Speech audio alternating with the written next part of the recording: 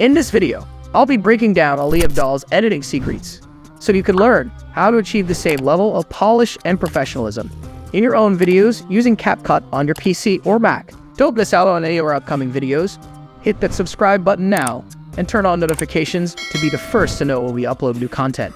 Let's embark on this exhilarating editing journey and unleash your full potential. Okay, let's go. Step 1. Picture-in-picture effect. First, import the main video on the timeline. Then, go to the mask and select the rectangle.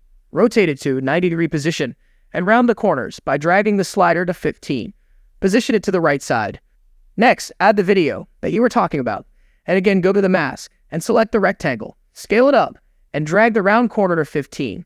Then drag the main video on top of it. In Ali's videos, he often has a thin layer around the talking head video.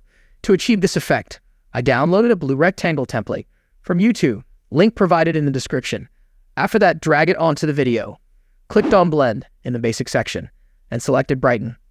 Rotate it to 90-degree angle and place it on top of the talking head video. Again, I went to the mask and selected the rectangle to round the corners around 15, creating the same thin border effect as Ali's videos.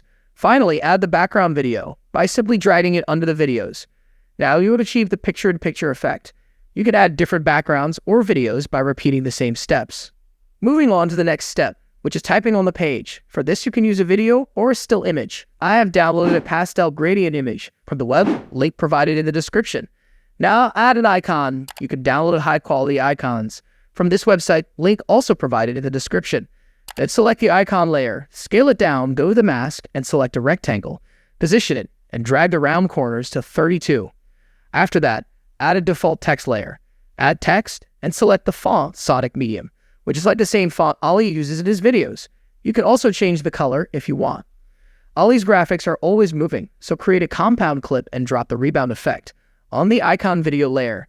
Adjust the effect settings as desired, then click on animation and select zoom to where as desired. Now add animation to the text layer by going to animation and select type 1 animation. This will give you a dynamic typing on the page effect, similar to Ali Abdaal's videos. For the wiping on and off the page, simply add 2 keyframes on the position, drag the playhead to the first keyframe. Then gently drag it down and do the same process with the icon layer. It should look kind of linear. To make it smooth, right-click on the video and select Show Keyframe. Click on the Y keyframe graph, then click on the keyframe to make sure it is selected. After that, select Auto Curve. Do the same thing with the second keyframe, then hide the keyframe. This will create a smooth wiping and transition. For wiping out the effect, do the same steps at the end of the clip, or as desired, creating a stunning typing on page effect like Ali with a smooth wiping in and out. Thanks for watching halfway through. If you're enjoying the content, make sure to subscribe and give it a thumbs up to show your support. It really helps us out. Don't miss out on the latest content. Hit subscribe now. Let's dive into the second half together.